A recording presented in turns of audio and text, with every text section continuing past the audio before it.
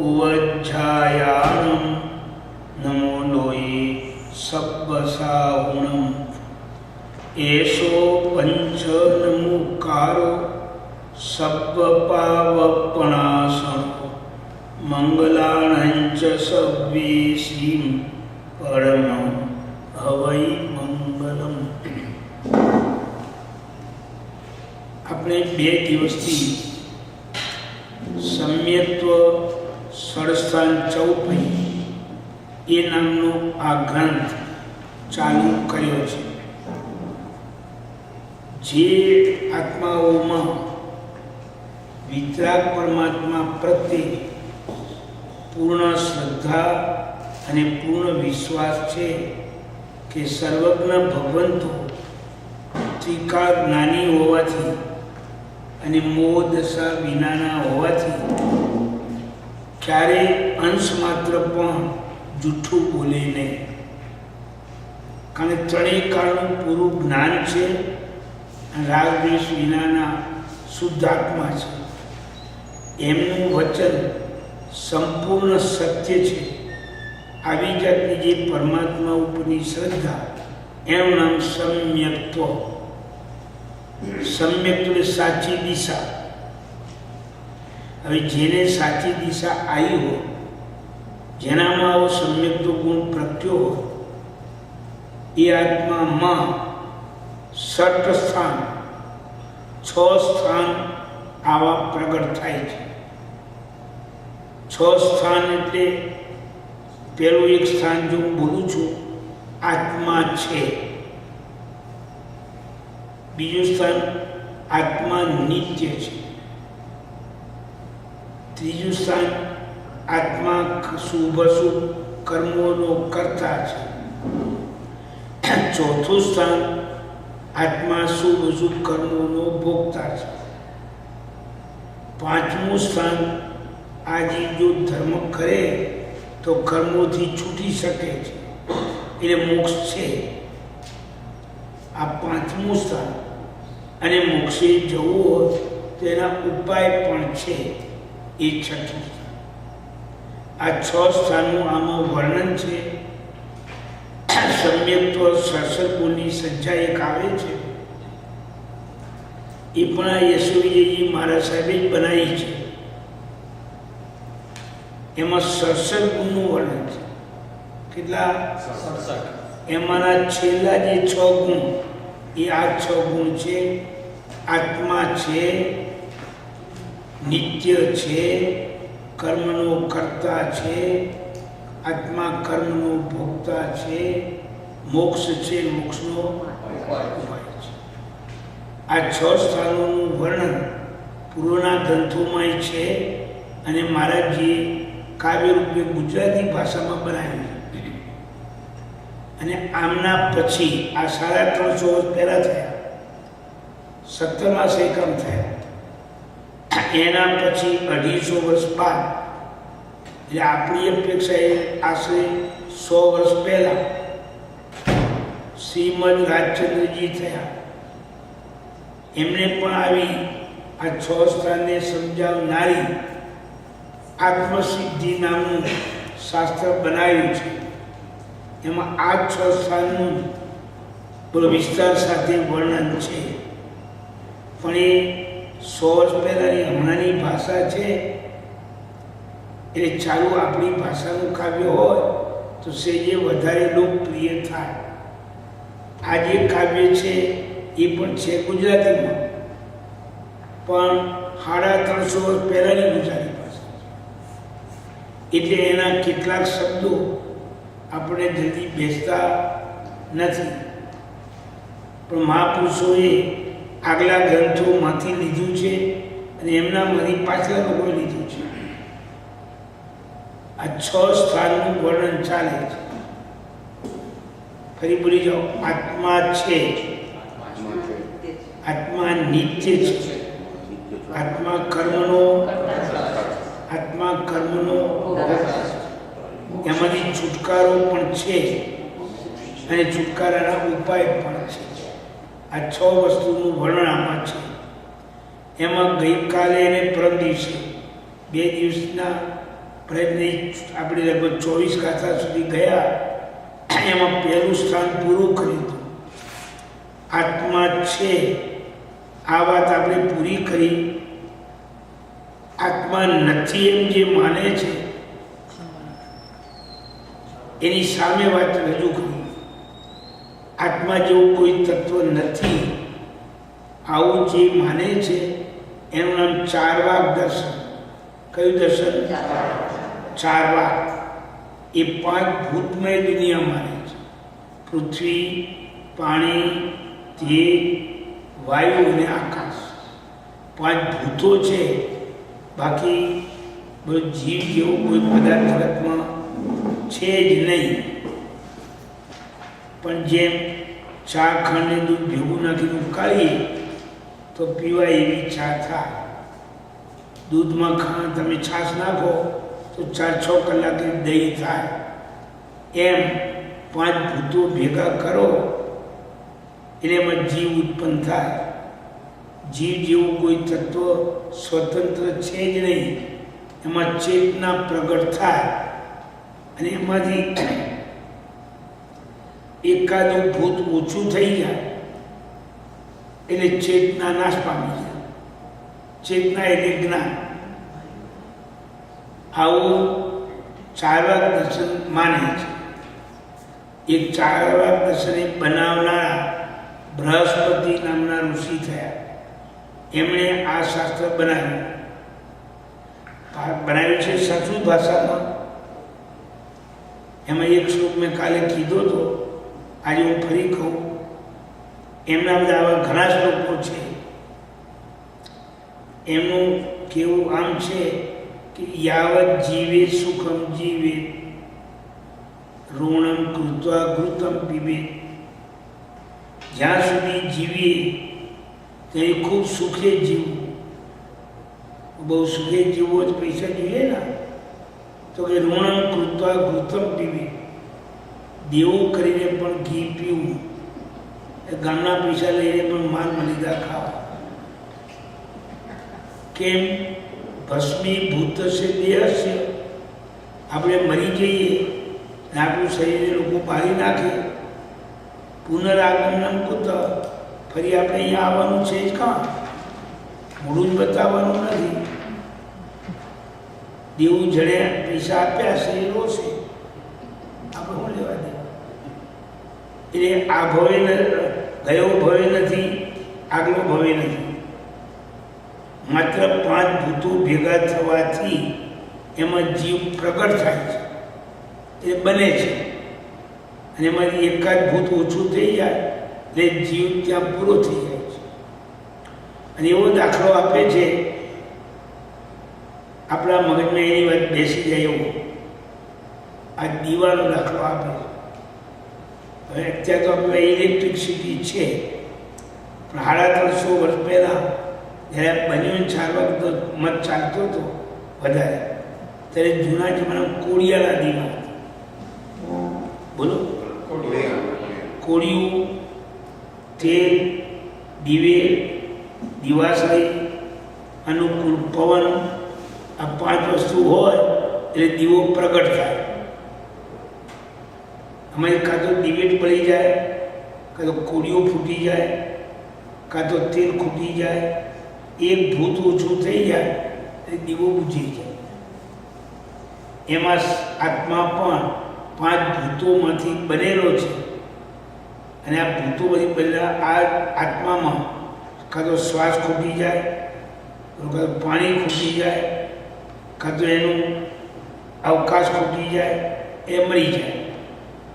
પણ મરીને ક્યાંય જતો નથી, ક્યાંયથી અહીંયા આવતો નથી, અહીં સમાપ્ત થઈ જાય. જેમ કોળિયાનો દીવો બુઝાઈ જાય, એ બુઝાયેલો દીવો ક્યાં ગયો? સ્વર્ગમાં ગયો? નરકમાં ગયો? આપણે હોદવા જઈએ તો મળે ખરો? એ દીવો ક્યાંય જતો નથી, પૂરો થઈ જાય છે. એમ આત્મા મરે એટલે સમાપ્તિને પામે છે. અહીંથી મરીને બીજા ભાવમાં જતો નથી, બીજા ભાવથી આવતો નથી. આવું કોણ માને છે? નાસ્તિક દર્શન. એને બનાવનાર બૃહસ્પતિ ઋષિ. એનું એમ કહેવું છે કે સેંકડો માણસો દુનિયામાં મરે છે, પણ એક જીવ આપણને જતો દેખાતો, અને સેંકડો જીવો માતાની કુક્ષીમાં આવે છે, જન્મ ધારણ કરે છે, પણ સારો એક જીવ કુક્ષીમાં પ્રવેશ કરતો આંખે દેખાતો. હવે હજારો જન્મે હજારો મરે, પણ એકે દેખાય નહીં, તો જીવ હશે એની શું ખાતર? માટે જીવ નથી. માત્ર દીવાની જેમ 5 વસ્તુ ભેગી થાય છે, એટલે એમાં જ્ઞાન શક્તિ પ્રગટ થાય છે. જ્ઞાન એટલે ચેતના, એને લોકો જીવ કહે છે. આવું ચારવાક દર્શન માને છે. એની સામે આપણે ગઈકાલે ને પરમ દિવસે વાત સમજાઈ કે એકલા ભૂતોમાં જો ચેતના ન હોય ને થતી હોય તો પૃથ્વી પાણી ભેગા કરવા એવું શું કરવા? ગમે તે વસ્તુ ભેગી કરો એમાં ચેતના થવી જોઈએ. જેમ દારૂ છે, એ દારૂના અવયવો ભેગા કરો તો જ દારૂ થાય, બીજામાંથી દારૂ નથી થતો. જેમ શીરો બનાવવો હોય તો ગોળ ઘીને લોટ ભેગા કરો તો જ શીરો બને. ગોળ ઘીને લોટને બદલે ગોળ ઘીને ધૂળ ભેગી કરીએ તો શીરો બને ના બને. અને લોટ, ગોળ અને ઘીને બદલે તેલ નાખીએ તો શીરો બને. એ રીતે લોટ, ઘી અને ગોળને બદલે પથ્થરના ટુકડા નાખીએ તો શીરો બને. એટલે અમુક દ્રવ્યોમાંથી જ બને છે, એટલે એ દ્રવ્યોમાં શીરો બનવાની શક્તિ છે. એમ 5 ભૂતો ભેગા થઈને પણ અંદર ચેતના પ્રગટ થાય છે. એટલે ચેતન નામનું દ્રવ્ય એક સ્વતંત્ર છે, અને આવતું જતું જે નથી દેખાતું એનું કારણ કે અરૂપી છે, માટે નથી દેખાતું. નથી એટલે નથી દેખાતું એમ નહીં, ફરી નથી એટલે નથી દેખાતું એમ નહીં, પણ અરૂપી હોવાથી નથી. નહીં દેખાવાના 20-25 કારણો છે. આપણે એક મુઠ્ઠી ઘઉં લઈ જાઓ અને ઘઉંના ઢગલામાં નાખી દઈએ તો મુઠ્ઠીવાળા ઘઉં હવે નહીં દેખાય, પ્રસરી જાય, એવું બને. ચંદ્ર સૂર્ય બરાબર ઉગ્યા હોય, ચાંદની પથરાણી હોય ને સૂર્યનો પ્રકાશ પથરાણો હોય, ત્યારે આકાશમાં તારા છે છતાં ના દેખાય. ગાડીની લાઇટની સામે બીજી ગાડી લાઇટ આવે ત્યારે વચ્ચેની વસ્તુ ઘણી વાર નથી દેખાતી. ન દેખાયેલી વસ્તુ નથી એમ ના કહેવાય. એમ આત્મા જેવું દ્રવ્ય ભલે આપણને આંખે ના દેખાય, પણ એથી નથી એમ ના કહેવાય. એ ચેતના છે, જ્ઞાનનો વાળો આત્મા છે, ગયા ભાવથી મરીને અહીં આવે છે અને અહીંથી મરીને બીજા ભાવમાં જાય છે અને જીવન ભાવ ધારણ કરે છે. આ ભાવમાં સારા કર્મ કરે તો બીજો ભાવ સારો મળે છે, આ ભાવમાં ખરાબ કર્મ કરે બીજો ભાવ ખરાબ મળે છે. જે નાની ઉંમરમાં બહુ વ્યસનવાળો બને, આડાવાળા વ્યસનો, તો ગડપણમાં દુઃખી થાય, એનું શરીર ખોખરું થાય, હાડમાસે પણ શક્તિ વગરના બની જાય. અને નાનપણમાં જેણે બરાબર શરીરનું સંભાળ લીધી હોય એ ઘડપણમાં સુખી થાય. એમ આ ભાવમાં જેણે સારા કર્મ કર્યા હોય એ બીજા ભાવમાં સુખી થાય. આ ભાવમાં જેણે ખરાબ કર્મ કર્યા હોય બીજા ભાવમાં દુઃખી થાય. એટલે આ ભાવ અને બીજો ભાવ બેની વચ્ચે અનુસંધાન વાળો આત્મા નામનું એક દ્રવ્ય છે. ચક્ષુથી અગોચર છે, અતિન્દ્રિય છે, પણ છે ખરું. કાલે મેં એક દાખલો આપને આપ્યો હતો કે 300-400 માણસોને લઈને જતું પ્લેન આટલું મોટું જહાજ જેવડું, છતાં 10-15 માઇલ જો દૂર જાય તો ના દેખાય. ન દેખાય એટલે નથી એમ કહેવાય. એમાં જીવ પણ આપણને ન દેખાય એટલે નથી એમ ના કહેવાય. આપણી આંખ એવી નથી કે બધું દેખી શકે. આપણી આંખ એવી નથી બધું જ દેખી શકે. હાથમાં રહેલું મરચું ખાંડેલું દેખાય, પણ હમણાં જો પવન આવે અને મરચાના પર આકાશમાં પ્રસરી જાય પછી ગમેલી આંખ પોળી કરીએ ને તોય ના દેખાય. છતાં છીકો આવે એટલે હવામાં મરચું છે માનવું પડે કે નહીં?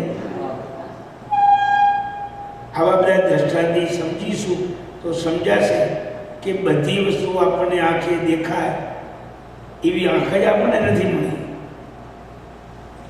કેવળ જ્ઞાની ભગવાનનું કેવળ જ્ઞાન એવું છે કે એને બધું દેખાય એટલે એને સર્વજ્ઞ કહેવાય છે. આપણે સર્વજ્ઞ નથી. અંદર કેવળ જ્ઞાન સત્તામાં છે, પણ એ જ્ઞાન ઉપર આવરણ છે કેવળ જ્ઞાનાવરણીય. એના કારણે આપણે વસ્તુ દેખાતી નથી. આજે આ દિવાલ છે તો દિવાલની પાછળ કોઈ બેઠો હોય તો ના દેખાય, કારણ કે આપણી આંખની શક્તિ એ નથી કે આ આવરણ હોય તો જોઈ શકીએ. પણ આપણને ન દેખાય એટલે દુનિયામાં વસ્તુ નથી એમ ન મનાય. એમ કહીને ગુરુજી આપણને એમ સમજાવે છે કે ચેતન નામનો એક પદાર્થ સ્વતંત્ર છે. આ શરીર એ ચેતન નથી. ચેતન રહે છે શરીરમાં, પણ શરીર એ ચેતન નથી. જેમ આપણે રહીએ છીએ ઘરમાં, બોલો આપણે ખાઈએ પીએ ઊંઘીએ રમીએ બધું શેમાં? ઘરમાં. પણ ઘર એ આપણે નથી. આપણે ઘર છોડીને બહાર જઈ શકીએ છીએ અને ઘર શૂન્ય પણ હોય છે. એમાં શરીરમાં આત્મા બહાર ચાલ્યો જાય છે અને શરીર શૂન્ય બની જાય છે. જેમ કે મળદું બને એ આગ છે, અંદર રહેલો આત્મા મૃત્યુ પામી બીજા ભાવમાં ચાલ્યો જાય એટલે શરીર શૂન્ય બની જાય. હવે આત્મા વગરનું બનેલું શરીર જો લાંબો ટાઈમ રાખવામાં આવે તો અંદર સંચાલક તત્વ હતું એ ગયું એટલે આ બધી ધાતુ ગંધાય, દુર્ગંધ મારે અને જીવોની ઉત્પત્તિ થાય. કીડા મકોડા આ બધી હલકા જીવોની ઉત્પત્તિ થાય. એ શરીરને કોરી ખાય એટલે વધારે હિંસા થાય. એ હિંસા વધારે ન થાય એટલે આપણે આ શરીરને પાળી નાખીએ છીએ. અગ્નિ સંસ્કાર કરવાનો આશય એ નવા ઘણા જીવોની એમાં ઉત્પત્તિ ના થાય અને હિંસા ના થાય. અને આપણો પણ જ્યાં જે શરીર પડ્યું હોય ત્યાંથી ભૂતકાળનો માતા તરીકેનો પિતા તરીકેનો સંસારી સગપણનો જે સ્નેહ એ ઉછળ્યા જ કરે અને સ્નેહને કારણે પેલો આપત્તિ દુઃખ આયા જ કરે. જ્યારે એના શરીરને જોઈએ ત્યારે વધારે નહીં તો આંખમાંથી 2-4 આંસુ તો પેલો પડે ને પડે.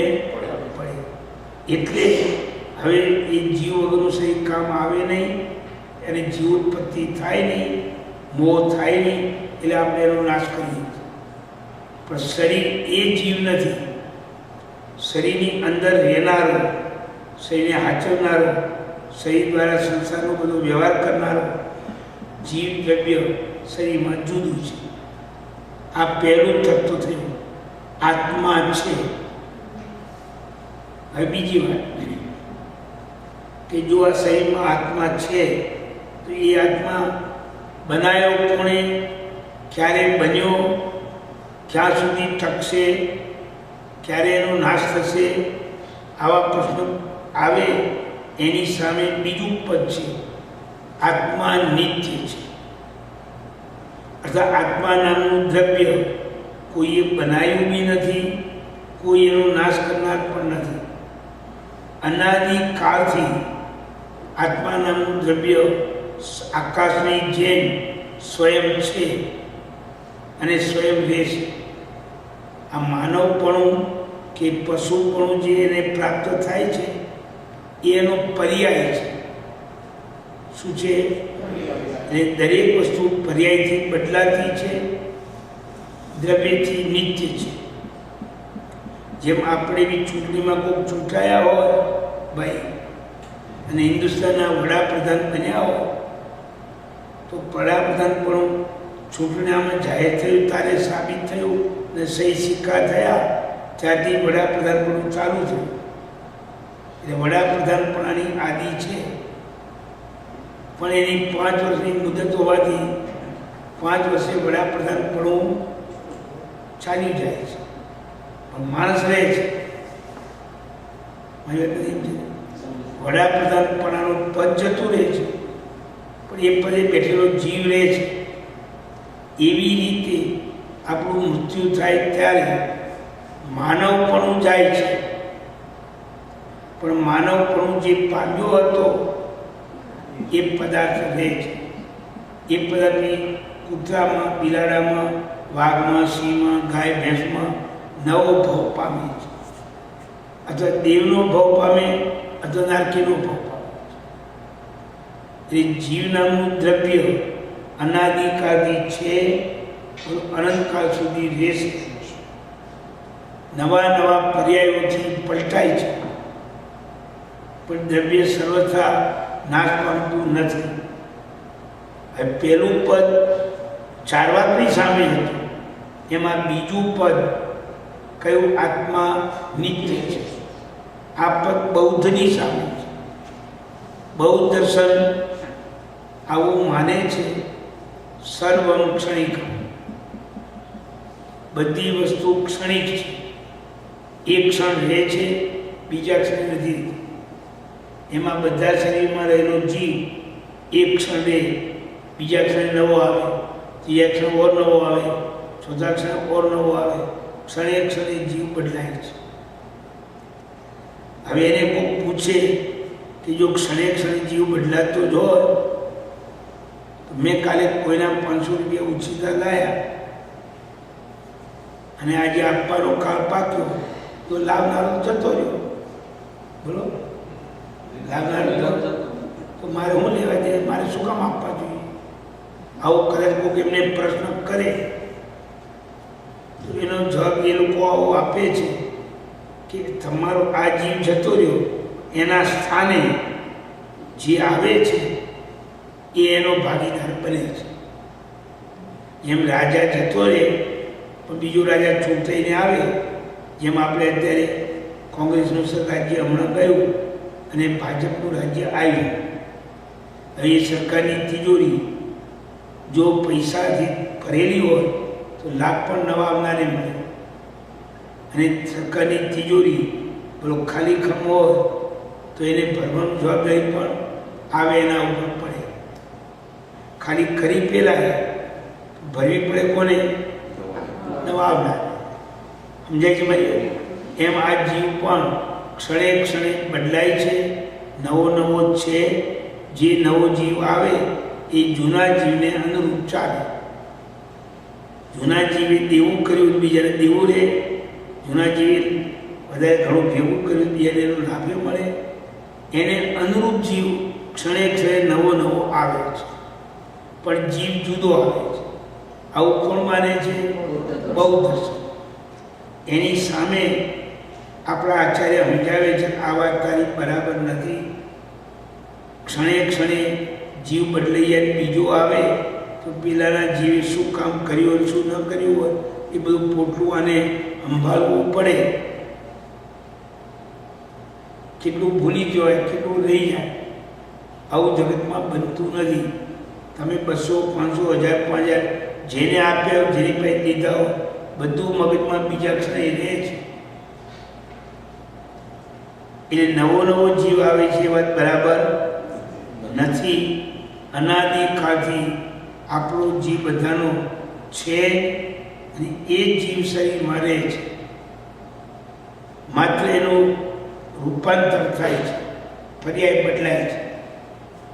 જેમ 5 વર્ષનું જે બાળક હોય એ જ વર્ષો જતાં યુવાન થાય છે અને વર્ષો જતાં એ જ યુવાન વૃદ્ધ થાય છે. પણ એવું નહીં બાલ્યાવસ્થાનો જીવ જુદો, યુવાવસ્થાનો જીવ જુદો, વૃદ્ધાવસ્થાનો જીવ જુદો. આ વાત બરાબર નથી. આ વાતને બહુ માન્ય રાખીએ તો જેટલા માણસો લગ્ન કરે એ બધા બીજા ક્ષણે બદલાઈ જાય. એની એમ બીજા ક્ષણે પત્નીએ બદલાઈ ગયા, પતિએ બદલાઈ ગયા, તો આ દુનિયાનો વ્યવહાર કેમ ચાલે? માટે આ વાત બરાબર નથી. પર્યાયથી બદલાય છે, દ્રવ્યથી નથી બદલાતા. અને એ વાત આપણે ગઈકાલની ચાલુ છે. 24 ગાથા સુધી અર્થ થયા છે. 25મી ગાથાથી હું સમજાવું છું. ગાથા નંબર 24, 25મી પછી લઈએ. પાના નંબર 68.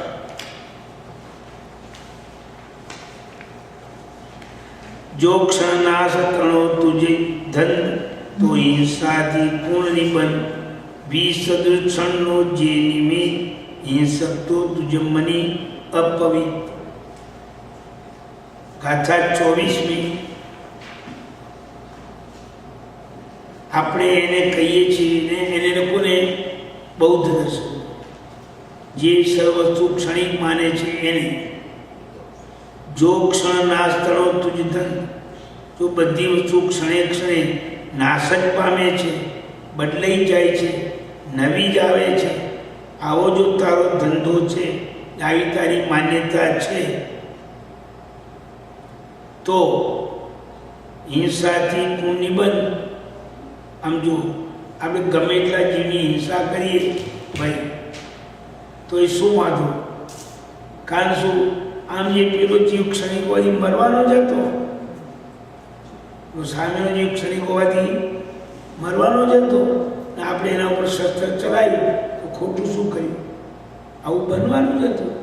તો હિંસાથી આપણને શું વાંધો? બેઠું. અને એક જીવ મર્યા પછી જે જગ્યાએ બીજો જીવ આવે એમાં સરખો આવે એવું નિમિત્ત નહીં.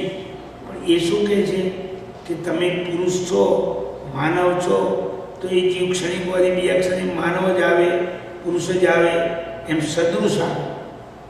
સદૃશ આવે તો તમને એનું એ છે દેખાય. પણ ક્યારેક સદૃશમાંથી વિસદૃશ આવે. શું આવે? બીજાથી. ત્યારે આ મરી ગયો એમ લાગે. ફરી સદૃશમાંથી વિસદૃશ આવે ત્યારે મરી ગયો એમ લાગે. તમે એના ઉપર તલવાર ચલાવો તો સદૃશ ધારા ચાલતી હતી એ બંધ થઈ જાય, અને માનવમાંથી મરીને પશુ પક્ષી થાય એટલે વિસદૃશ ધારા આવી. એમાં નિમિત્ત કોણ બન્યું? જેણે તલવાર ચલાવી તે, એટલે એને બંધ થાય. જો વિસદૃશ ક્ષણનો જે નિમિત્ત એને હિંસક કહેવાય. આવું તું માને છે, તુજ મની અપવિત્ર. આવી હિંસા કરવાથી ખરેખર તારા મનને હિંસક માનવું, બંધનું કારણ માનવું પડશે. કારણ કે આપણે કોઈને મારતા નથી, એ સ્વયં ક્ષણિક હોવાથી મરે છે. તો કોઈના ઉપર તલવાર ચલાવીએ તો પણ આપણે મારનારા ના બન્યા. કેમ ન બન્યા? એ વસ્તુ ક્ષણિક હતી એટલે જવાની જ હતી.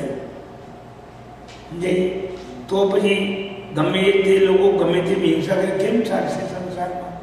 તો કે ના, જે લોકો આમાં નિમિત્ત બને છે એ દોષને પાત્ર બને છે. વસ્તુ સ્વયં, જેમ ધારો કે સ્વયં વસ્તુ કોઈ ઢોળાઈ જાય તો કોઈને આપણે દોષ ના આપીએ, પણ આપણી તપેલી ઊંધી વાળી ઢોળીએ તો લોકો આપણે ઠપકો આપે. એમ આ જીવ ક્ષણિક વળી સ્વયં મરી જાય તો આપણે કંઈ કરી ના શકીએ, પણ આપણે તલવાર ચલાવીએ એ મરી જાય તો એમાં આપણું નિમિત્તતા લઈ લોકો આપણને ઠપકો આપે, આપણા ઉપર કેસ કરે ને આપણે જેલમાં જવું પડે. બાકી વસ્તુ તો ક્ષણિક જ હતી. આવું એક કહે છે કે જો આવું જો નાશ પામવાની જ હતી, એમાં આપણે તલવાર ચલાવી શું નવું કર્યું? આપણે શેના ગુનેગાર ગણાઈએ? શા માટે આપણે દોષ લાગવો જોઈએ? આ દુનિયામાં તમારું કોઈ નહીં માને, કોઈ માને. આપણે ગમે તેને મારી નાખીએ, એને કઈ વસ્તુ ક્ષણિક હતી મારવાની, મેં શું માર્યું, મેં તલવાર ચલાવી છે, પણ બાકી તો હું ન હોત તો એ મારવાના જ હતા. કોઈ આવી વાત તમારી માનશે નહીં, પણ આ તમારી વાત બરાબર નથી. 25મી ગાથા. સંબલ ચિત્ત ક્ષણ હિંસાયદા કાયો કાળય નહીં તદા હનુમંતા ને હંતા એ તુજ વિણ ગુણ ભાખે સવિવેક. એનું એમ કેવું છે કે સંબલ, તમે મેલું મન રાખીને કોઈના ગળા ઉપર તલવાર ચલાવો અને હિંસા કરો તો તમને દોષ લાગે.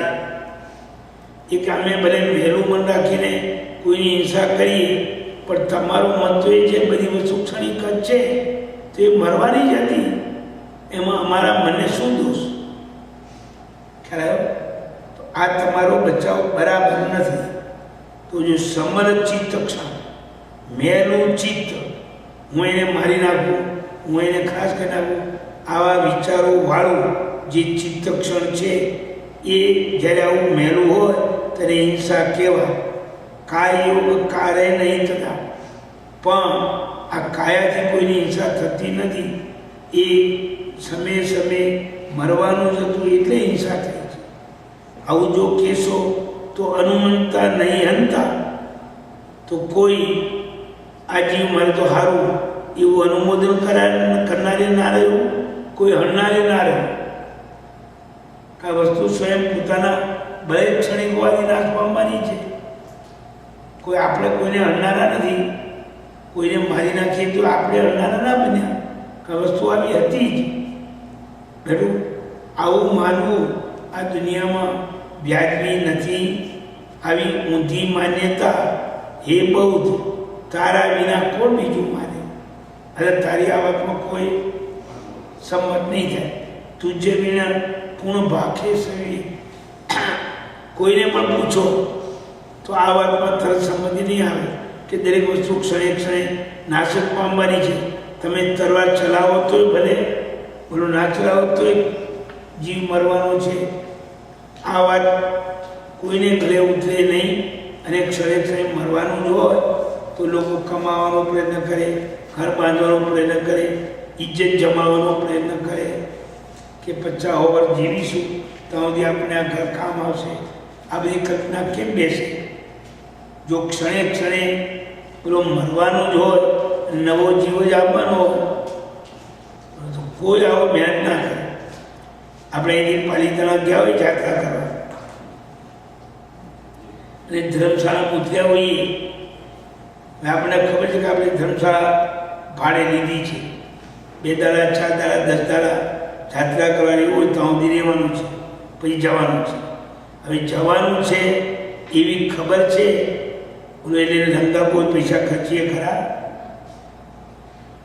હા કે ના? કંઈ ભાગ્યું તૂટ્યું હોય તો 200, 500, 1000 ખર્ચીને રિપેરિંગ કરાવીએ ખરા? ન કરાય. તો એમાં આ તો હજી દાદા રહેવાના છે. અહીં તો ક્ષણે ક્ષણે બદલાય એવું તમે કહો છો. હવે ક્ષણે ક્ષણે આજે જો બદલાતો જ હોય તો આ ઘર બાંધવાનું, ઘર સંભાળવાનું આ બધું જીવ કામ કરે છે ને. દુનિયામાં બધા આ ઘર મારું, આ ઘર મારું, બોલો આવું બધું વ્યવહાર તો કરે છે. માટે ક્ષણિક નથી તમારી આ વાત, બોલો વ્યાજબી નથી. માત્ર દરેક વસ્તુ નિત્ય છે, કાયમી છે, ક્યારેય ચાલી જવાની નથી. ફક્ત એનું રૂપ બદલાય છે. જેમ આપણે નાના હોય ત્યારે બાળક અવસ્થા હોય, મોટા થઈ યુવાવસ્થા થાય, એનાથી મોટા થઈ તો વૃદ્ધાવસ્થા થાય. એ રૂપ બદલાનું ને. બાળક અવસ્થા એવું રૂપ હતું કે આપણે ધૂળમાં જમતા હતા. બોલો, કપડા ઉપર ધૂળ પડે તો પ્યારી લાગતી હતી, મુસીબતમાં બેસતા આળો. એનો એ જીવ ધીરે ધીરે પર્યાય બદલાતા બદલાતા યુવાન થયો ત્યારે ધૂળમાં રમવાની વાત તો બંધ થઈ જાય, પણ ભૂલથી કોઈના દ્વારા એક ચપટી ધૂળ શરીર ઉપર પડે ને તો એ મહાભારત ગુસ્સો કરે કે સારા જોતો નથી. એક વાર પોતે ધૂળમાં રમતો અને ત્યાં ચપટી ધૂળ કોઈની ખમે નહીં. સમજાય છે? એટલે આત્મા નામનું આ દ્રવ્ય એનું એક છે, એનો પર્યાય બદલાય છે. પર્યાયને રૂપાંતર, પહેલી બાલ્યાવસ્થા હતી, પછી એની યુવાવસ્થા, અને યુવાવસ્થામાંથી આ જીવ ઉંમર થતાં વૃદ્ધ બને છે. એના જ કારણે વૃદ્ધાવસ્થામાં પણ બાલ્યાવસ્થામાં કરેલા કામ, યુવાવસ્થામાં કરેલા કામ બધા એને આ સમયે સ્મૃતિ ગોચર થાય છે. જો જીવ બદલાતો જ હોય તો તમારું કરેલું કામ જેમ મને યાદ ના આવે, મારું કરેલું કામ તમને યાદ ના આવે, એમ બાળક અવસ્થાનું, યુવાવસ્થાનું કરેલું કામ વૃદ્ધાવસ્થાવાળાને યાદ આવવું જોઈએ નહીં. અને યાદ તો આવે છે. માટે તમારી આ વાત બરાબર નથી, આમ આપણે એને સમજાવીએ છીએ. હવે આવું માનનારો સમજે કે ના સમજે, બે બાજુ દલીલો કહીને ગુરુજી આપણને સમજાવવા મહેનત કરે છે. આપણે આવું માનવાનું અને સમજવાનું કે દરેક વસ્તુ અનાદિકાળથી છે, બોલો અનંતકાળ રહેવાની છે. કોઈ વસ્તુનો સર્વથા નાશ થવાનો નથી, પણ એનું રૂપ બદલાવાનું છે. બોલો પર્યાય બદલાવાનો. જેમ એક ચોખા છે એ કાચા વગર ચોખા કહેવાય. તમે એને અગ્નિ ઉપર ચડાવો અને સીજી જાય એટલે એને ભાત કહેવાય. ચોખા કઠણ હોય, ભાત પોચા હોય. ચોખા ન ખવાય, ભાત ખવાય. ચોખામાં સ્વાદ ના હોય, ભાતમાં સ્વાદ હોય. એ પર્યાય બદલાવાનો. પણ ભાત બન્યા ત્યારે ચોખા નાશ પામી ગયા અને ભાત આકાશમાંથી નવા આવી ગયા. આવું કેમ? વાત બેસે છે નહીં. એ દરેકે દરેક પદાર્થ દ્રવ્યથી નિત્ય છે અને પર્યાયથી અનિત્ય છે. આટલો જ જૈન દર્શનનો સિદ્ધાંત મહાપુરુષ આપણને સમજાય છે. એમ આપણે પણ અનાદિકાળથી આ જગતમાં છીએ. આપણે કોઈએ બનાવ્યા નથી, આપણો કોઈ સર્વથા નાશ કરનાર નથી, પણ આપણું સ્વરૂપ બદલાય છે. આજે માનવ છીએ અને કાલે પશુ પક્ષી પણ બનીએ, એના પછી નારકી પણ બનીએ, બોલો એની પછી દેવ પણ બનીએ.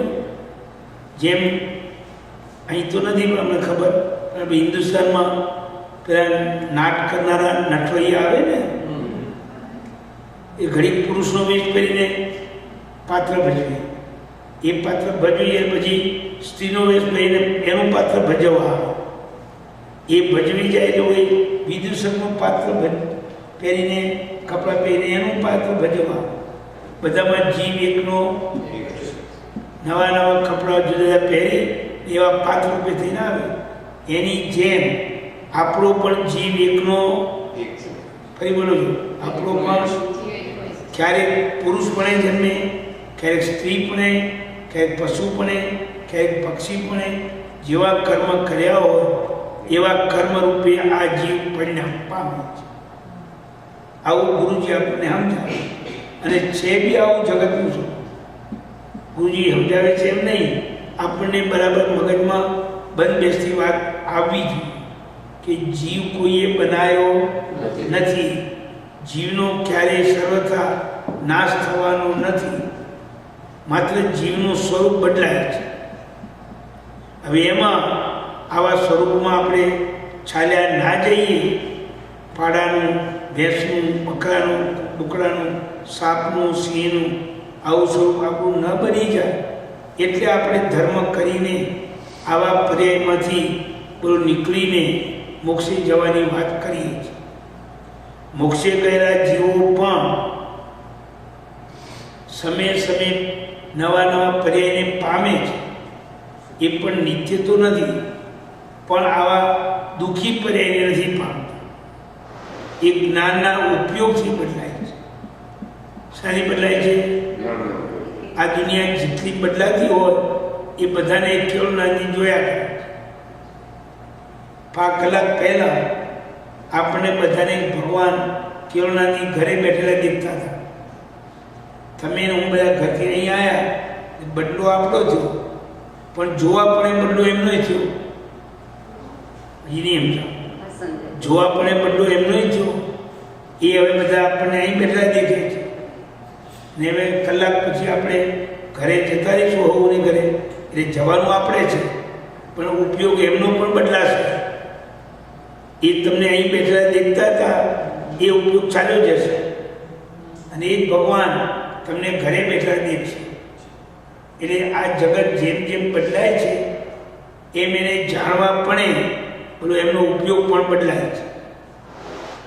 દાખલો આપું, જેમ તમે કોઈ નાટક સિનેમા જોવા ગયા હો તો આ ખુરશી ઉપર આમ સ્થિર થઈને બેસો, જરા હાલો નહીં ચાલો નહીં, જેમ છે એમ જ બેસો, તો પણ એ પિક્ચરની પટ્ટી બોલો જેમ જેમ બદલાય તેમ તેમ બોલો આપણો ઉપયોગ બદલાય.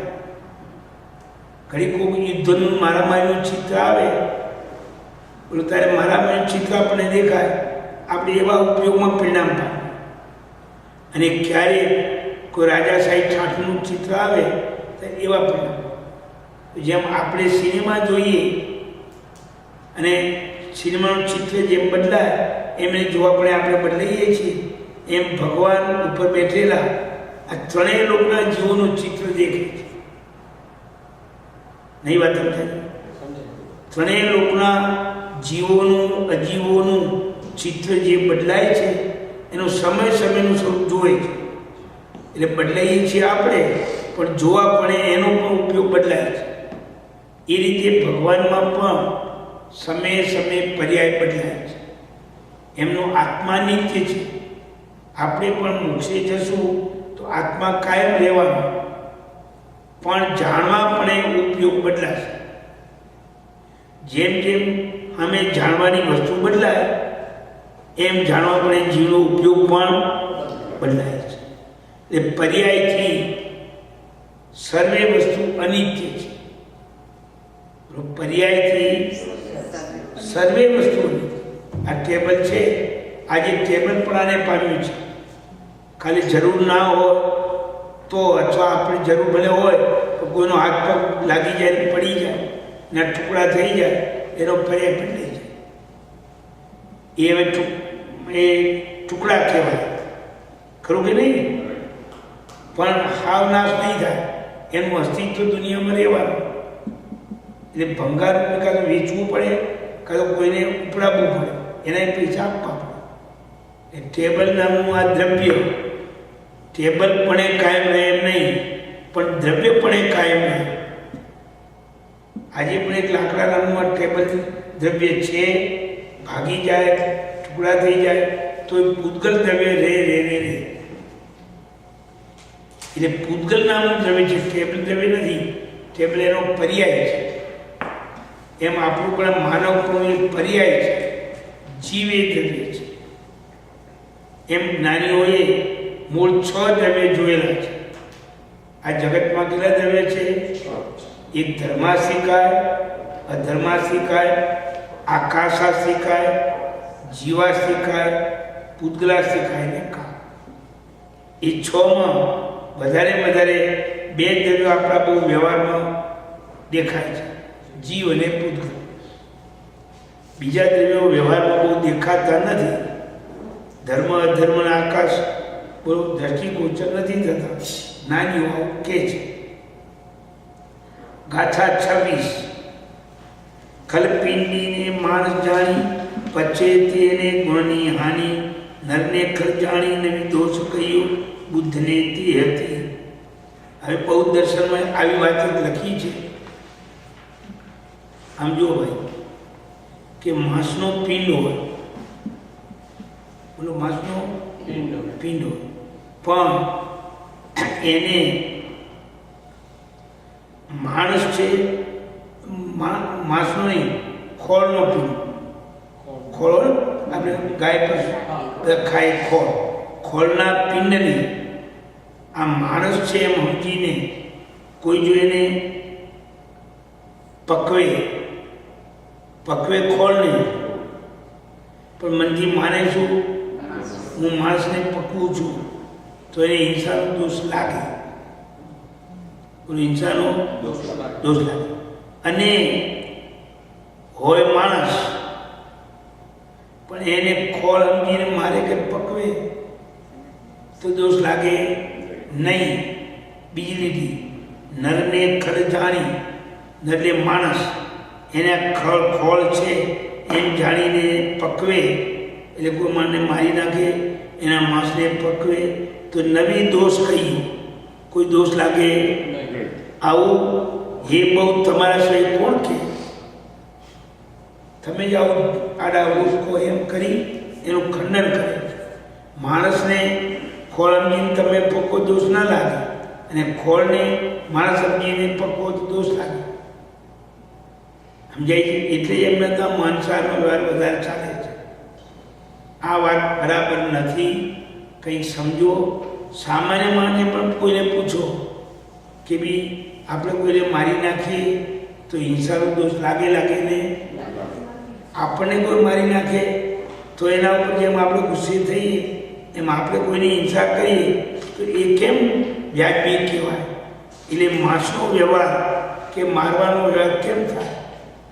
આમાંથી તમારી બરાબર નથી. પહેલાં સમજો સિદ્ધાંત શું છે?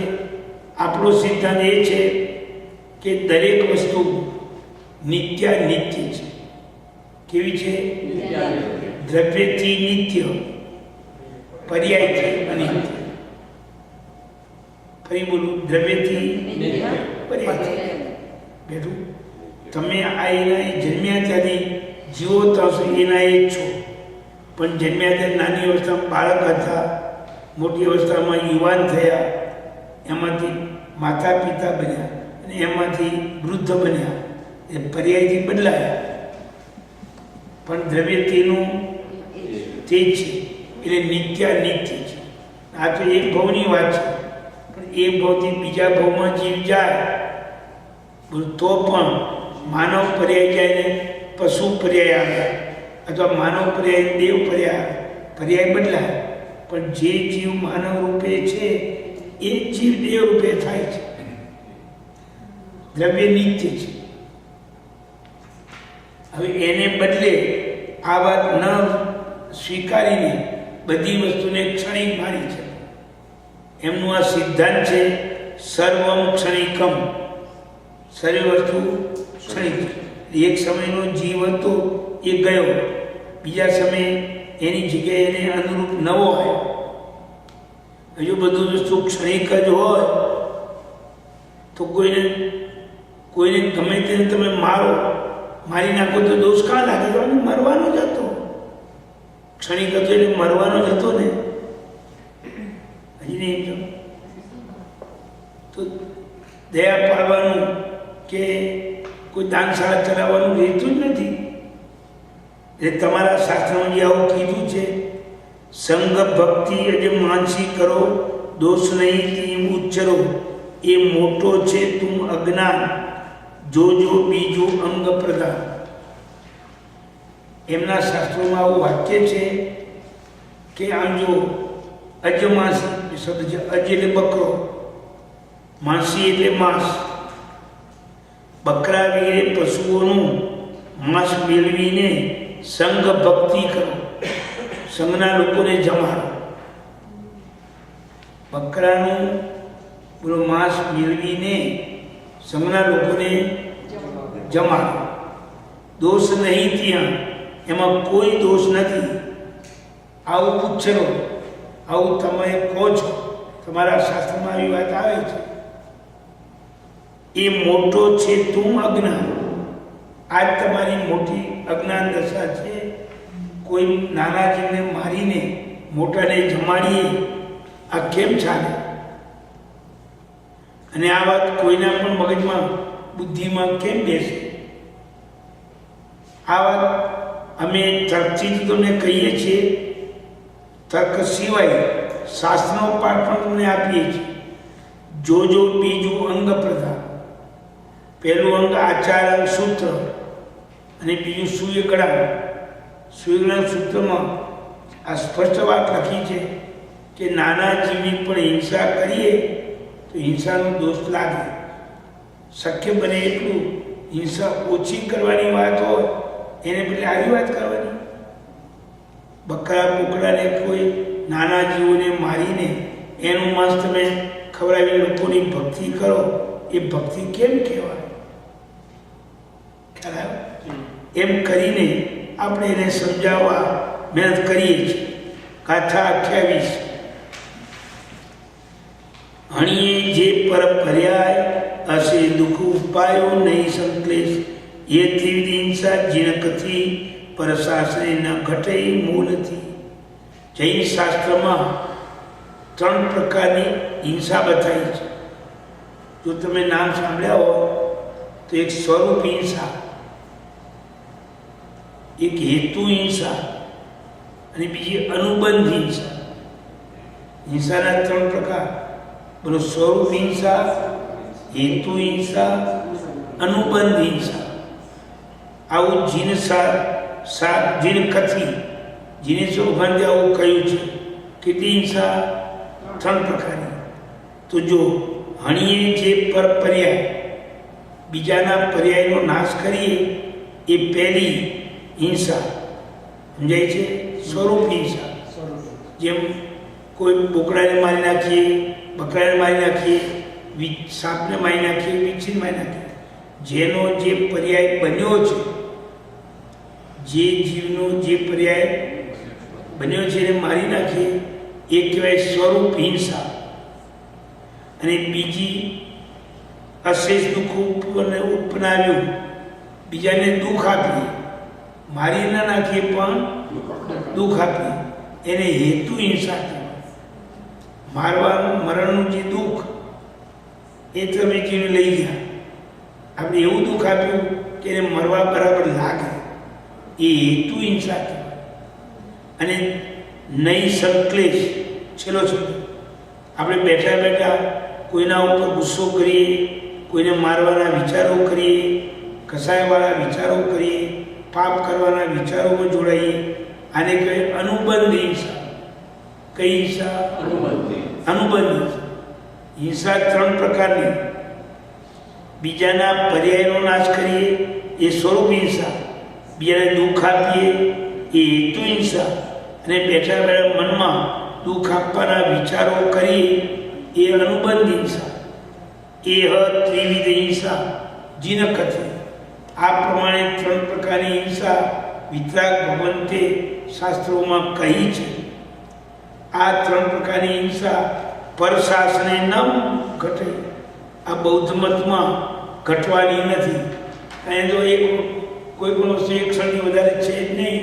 તમે મારો તો મરવાનો છે, ન મારો તો મરવાનો છે. એટલે આવી હિંસા ઘટે નહીં, માટે એની વાત બરાબર નથી. અને દુનિયામાં આવી 3 જાતની હિંસા હોય છે. આપણા હાથે કોઈની બરોબર મોત બી થઈ જાય. આપણે ઘણું જોઈને ચાલીએ, જેમ કીડી ચડી હોય, હવે આપણે એને મારવી ના હોય, બોલો લઈને ક્યાંક બીજે મૂકવી હોય, પણ એવી રીતે હાથથી પકડતા પકડતા દબાઈ જાય એવું પણ કોક વાર. એટલે બીજાના પ્રાણ જેમાં છીનવાઈ જાય એને કહેવાય સ્વરૂપ હિંસા. શું કહેવાય? અને આપણે એને દુઃખ દેવા માટે હેરાન કરીએ, એ હેતુ હિંસા. અને બીજા દુઃખે ના આપીએ, હેરાને ના કરીએ, પણ બેઠા બેઠા વિચારો કરીએ કે સારો ઘાટમાં આવે ને તારે એને એવા ખાડામાં ઉતારો, કોઈ ઊંચો જ ના થાય. આવા કલુષિત વિચારો એ અનુબંધી છે. આવી હિંસાના 3 પ્રકાર જૈન શાસ્ત્રોમાં મહાપુરુષોએ કહ્યા છે. આ જેમ ઘટે એ વાત બીજા દર્શનમાં આવી ક્યાંય જોવા મળે નહીં. સમજાય છે? જે પેલા શાસ્ત્રમાં આવે છે, તમને ખ્યાલ હતો કે ક્ષણિક મહારાજાની નરક તોડવા માટે 500 પાડા મારવાની વાત સાંભળી છે.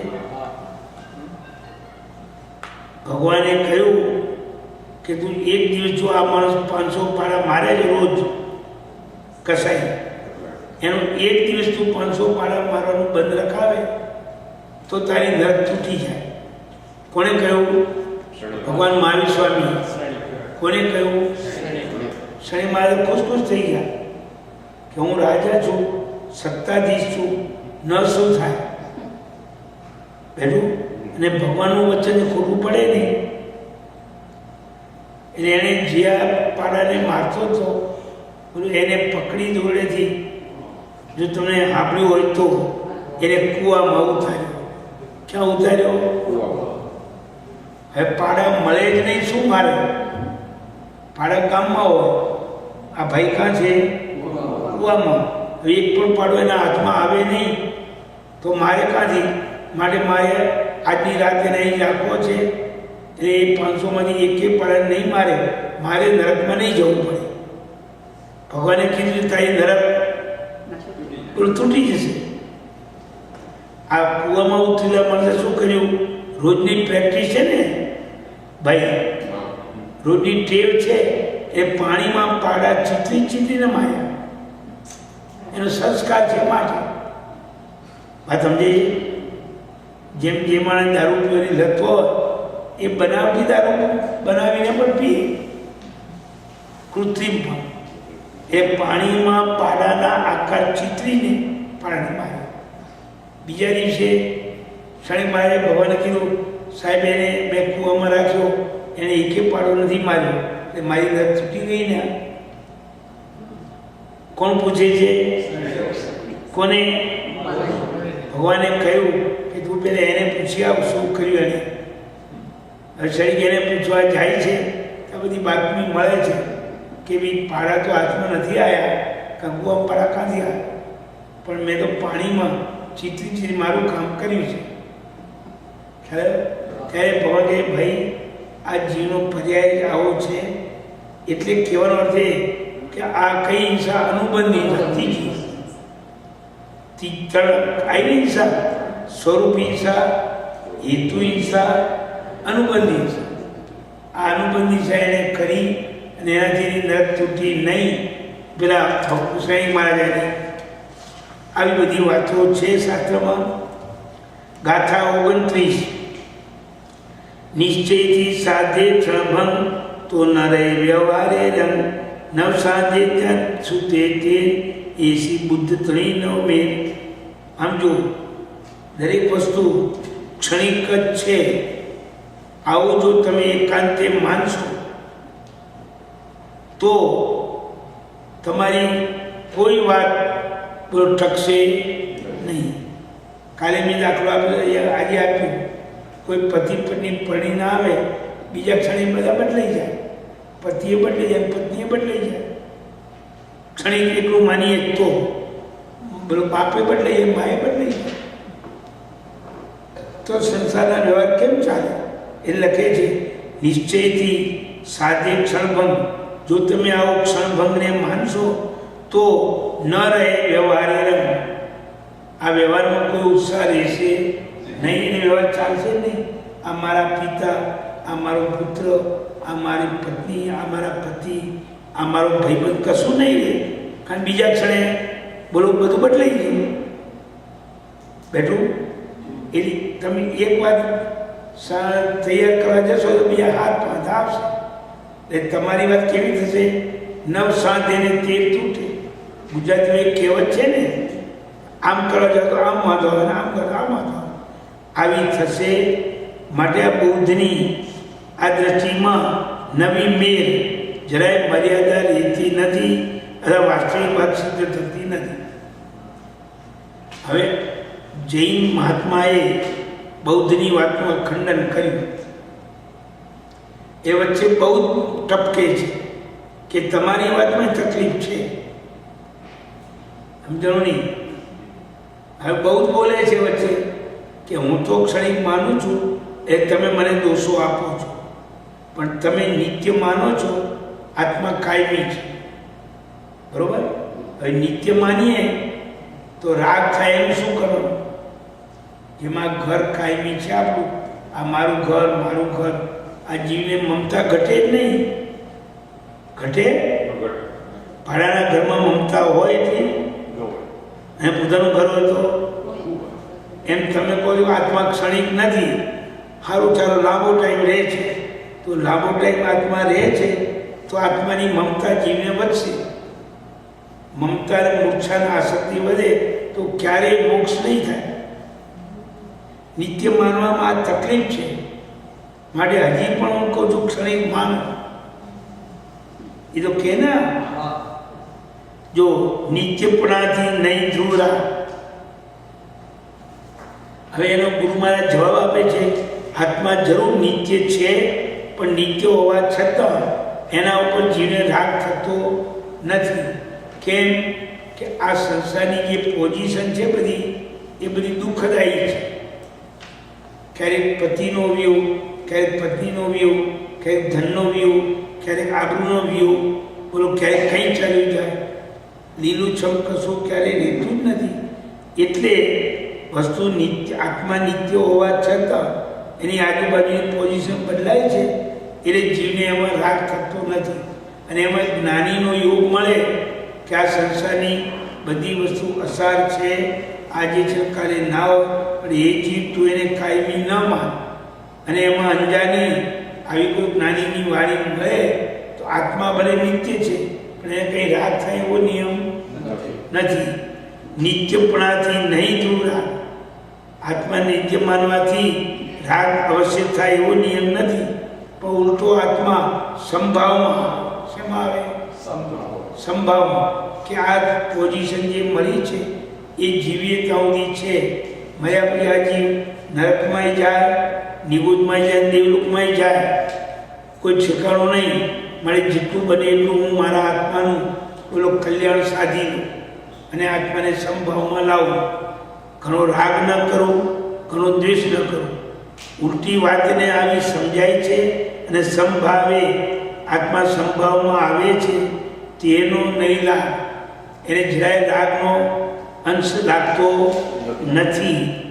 નિત્યપણે પડે હેતુ સંબંધ હંમેશા આમ જો વસ્તુને થોડી નિત્ય માનો તો જ કાર્યકાળ ભાવ બેસે. હેતુ ફરે કાર્યકાળ.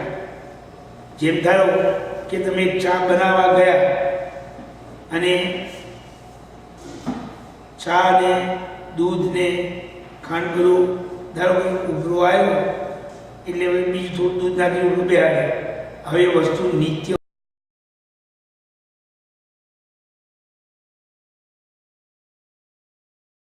હોય તો હતી એ ઉભરો આવ્યો બીજી વસ્તુ નાખીને બેસી તો જ આ બેસે. એકલું ક્ષણિક જ માનો તો કેમ બેસે?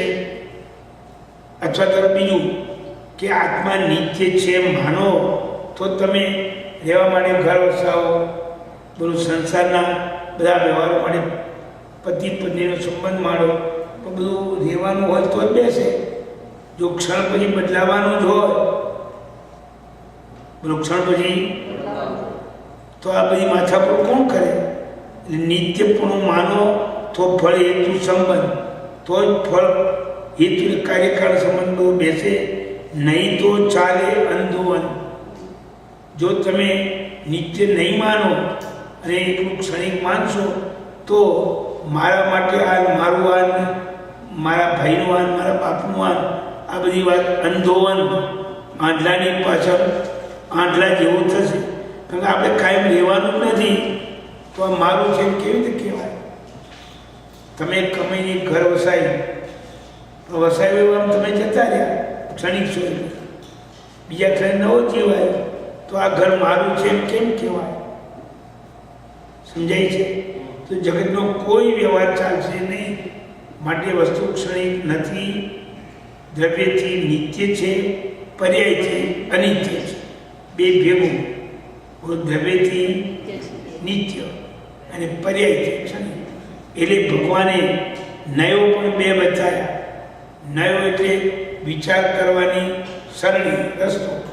એક દ્રવ્યાર્થી જ્ઞાય, બીજો પર્યાયાર્થી જ્ઞાય. દ્રવ્યાર્થી જ્ઞાયથી વસ્તુ નિત્ય, પર્યાયથી નયથી વસ્તુ અનિત્ય. આવો બે નય છે. નય એટલે દ્રષ્ટિ. સમજાય મારી વાત? જેમાં મકાન છે એ મકાન રૂપે 5 વર્ષ 25 વર્ષ 50 વર્ષ કે 500 વર્ષ રહે, બોલો બરાબર. 500 વર્ષે પણ જ્યારે પડે કે પડાઈ થાય અંદર વપરાયેલી ઈંટ ચૂનો સિમેન્ટ પદાર્થો રે ઘટના મકાનના આકાર રૂપે ના રહે. મકાનનો આકાર છે પર્યાય, અંદર વપરાયેલી વસ્તુ એ દ્રવ્ય. આ રીતે બધી વસ્તુ છે. ગાથા 31 રેણતરી પ્રે થાય વિશુદ્ધ નિત્યાત્મા કેવલ બુદ્ધ રાગ વિના નવી પ્રથમ પ્રવૃત્તિ તો કેમ ઉત્તર હોય નિવૃત્તિ. આમ જો એક રત્ન હોય, હીરાની વીંટી, સમજો ને, એ હીરો અથવા સોનું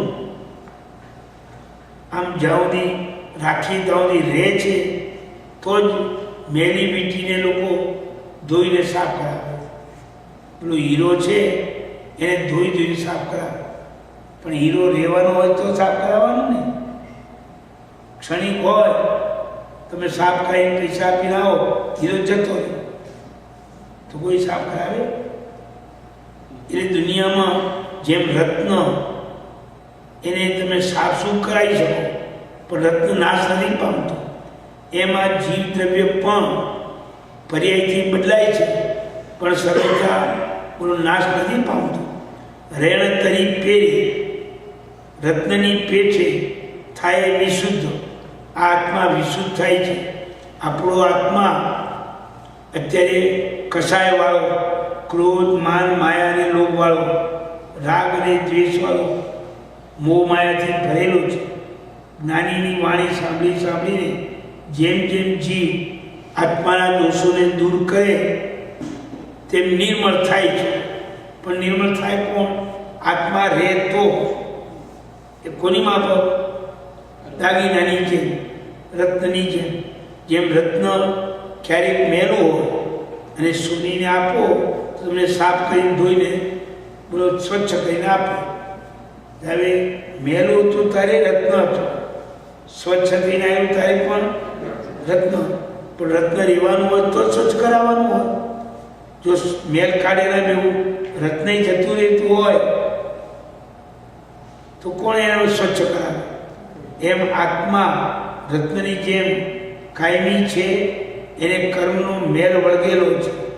તમે કર્મનો મેલ દૂર કરો તો આ અંદર આવેલો આત્મા પેલા રત્નની જેમ સ્વચ્છ થઈ શકે છે. ક્યારે? નિત્ય માનીએ વાંચો. રયણ તરી પરે રત્નની પેઠે થાય વિશુદ્ધ. મારે નિત્ય આત્મા કેવળ બુદ્ધ. આ નિત્ય આત્મા છે, કેવળ જ્ઞાન વાળો છે અને બુદ્ધ એટલે જ્ઞાની છે. રાગ વિના નવી પ્રથમ. હવે એને ચોખ્ખો કરવો હોય, બોલો નિર્મળ કરવો હોય તો સેજે પણ પહેલાં આત્મા ઉપર રાગ કરીએ તો જ નિર્મળ કરવાનો ભાવ થાય. જેમ આપણે ધારો કે આપણી વીંટી હોય એના ઉપર રાગ હોય, મારી વીંટી સોનાની વીંટી, તો જ એને ધોરાવાનું સ્વચ્છ કરવાનું મન થાય. એટલે આત્માને પણ સ્વચ્છ કરવાનું મન તો થાય આત્મા ઉપર રાગ કરીએ તો. જેટલો પૂતગલનો રાગ છે, ઘર સારું, કપડાં સારા, બોલો જરા પૈસા સારા, દેખાવ સારો, આટલા બધાનો રાગ છે, એવો જો આત્માનો રાગ જીવને થાય તો આત્માને ચોખ્ખું કરવાનું. રાગ વિના નવી પ્રથમ પ્રવૃત્તિ. રાગ વગર આત્માને ચોખ્ખું કરવાની પ્રવૃત્તિ થતી નથી. હવે જો ચોખ્ખા કરવાની પ્રવૃત્તિ ન થાય, એમાં જોડાઈએ નહીં તો આત્માને પૂરેપૂરું પવિત્ર કરી એમાંથી પાછા ભરવાનું કેમ બને? એ તો કિમ ઉત્તર હોય નિવૃત્તિ. તો આ આત્મા બોલો આત્માને ચોખ્ખો કરી ને નિવૃત્તિ પામે, આવું કેમ બને? બધા ના બને. મારે આત્મા નામનું દ્રવ્ય નિત્ય છે, અપવિત્ર છે. એને પવિત્ર કરવા માટે ખરેખર આત્માના મૂળ સ્વરૂપનો પૂરેપૂરો રાગ રાખવો જોઈએ. રાગ કરીને આત્માને ચોખ્ખો કરવાનો પ્રયત્ન કરો અને મેલ કાઢો તો આત્મા સંભાવ દશામાં આવે. આ સાચો માર્ગ છે. ગાથા 32 છાડી જે ભવ બીજનન જ્ઞાનંત લઈ જે તન પણ આછો અધિકો ભાવ નિત્ય આત્મા મુક્ત સ્વભાવ. મળી ગાથા 32મી પાના નંબર 87. જો આપણા આત્મામાં જેનાથી સંસાર વધે એવા ભવ બીજ, ભવ એટલે સંસાર, એના બીજ મિથ્યાત્વ, અવિરતિ, પ્રમાદ, કષાય અને યોગ, આ બધા ભવ બીજ કહેવાય. કેટલા? 5. તું યાદ રાખજો, હું ફરી બોલું મારું તો પાકું થઈ જાય. એક મિથ્યાત્વ, બીજું અવિરતિ, ત્રીજું કષાય, ચોથો પ્રમાદ અને 5મો યોગ. આ 5થી આપણો જીવ કર્મ બાંધે છે અને મેલો થાય છે. એનાથી જન્મ મરણની પરંપરા વધે છે. એટલે આ 5ને ભવબીજ કહેવાય. ભવના બીજ એને બને એટલા છોડીએ તો મોક્ષે જવાય. છાણી જે ભવબીજ, ભવનું બીજ એટલે આ મિથ્યાત્વાદી દોષોને ટાળીએ તો અનંત જ્ઞાન આ જીવ પ્રાપ્ત કરે. અંદર અનંત જ્ઞાન છે, જ્ઞાન ક્યાંયથી લાવવાનું નથી. આ આત્મા જેમ સોનું હોય એ સ્વયં પીળું હોય, એમ આત્મા સ્વયં જ્ઞાનવાન જ છે. એના ઉપર કર્મના આવરણ હોવાથી એની જ્ઞાન દશા ઢંકાયેલી છે. એટલે જો તમે આ ભવબીજનો ત્યાગ કરો તો અંદર એની જ્ઞાન દશા પ્રગટ થાય અને અનંત જ્ઞાન આપણે પ્રાપ્ત કરીએ. પણ આગો અધિકો ભાવ, આત્માના જે પ્રદેશો છે, આત્માના અંશો છે, એમનો એક પ્રદેશ નથી ઓછો થતો, નથી વધારે થતો. માત્ર એનો મેલ દૂર થાય છે. એનો પણ આત્માનો અંશ ક્યારેય ઓછો વધતો થતો નથી. આપણો બધા હાથ કપાઈ જાય તો આત્મામાં, હાથેળીમાં રહેલો આત્મા કાંડામાં આવી જાય, પગ કપાઈ જાય તો પગમાં રહેલો આત્મા સાથળમાં આવી જાય. પણ આત્માના ક્યારેય ટુકડા થતા નથી. નિત્ય આત્મા મુક્ત સ્વભાવ.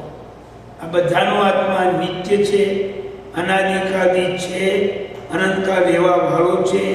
ક્યારેય પણ એના ટુકડાય થતા નથી, એનો નાશ થતો. એને મળેલા શરીરનો નાશ થાય. જેમ આપણા આ ઘર છે એમાં ધારો કે પાછલો ભાગ પડી જાય તો આપણે ઘર વખતે આમાં લાવી દઈએ, ખ્યાલ આવ્યો?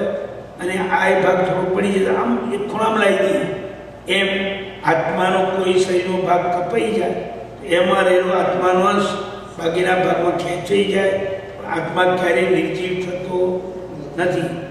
ગિરોળીનું પૂંછડું કપાય, બોલો કોકોર, તો પૂંછડામાં રહેલો આત્મા ગિરોળીના બાકીના શરીરમાં ખેંચી જાય.